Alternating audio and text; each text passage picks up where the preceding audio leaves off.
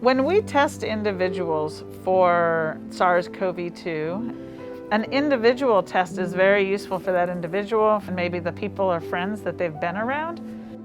We've known for decades that these coronaviruses are shed in fecal material.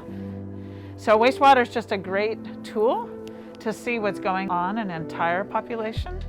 When we analyze wastewater, we're seeing that the trends for the virus is not always matching the numbers and the case counts that are being reported using clinical testing.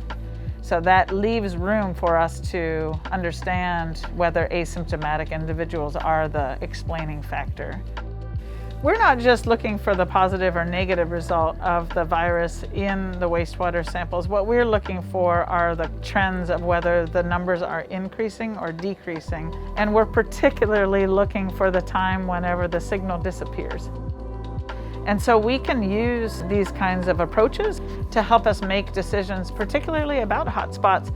But then we can use this research to identify measures that are working, which we all know is really important at this point. It's only in a scenario where you're able to incorporate testing across the board that you're really going to uncover that. We originally developed this project as a pilot project from my laboratory, knowing what was coming in the end of February, actually. And we got some additional interest from collaborators around the state. So that was very important to broaden it across the UNC system.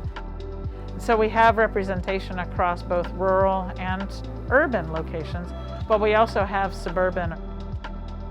There likely will be other coronaviruses that we face in our lifetimes. So it is very interesting to think about setting up a system in North Carolina that can be more effective to identify those hotspots so we don't get ourselves in the predicament that we are in now.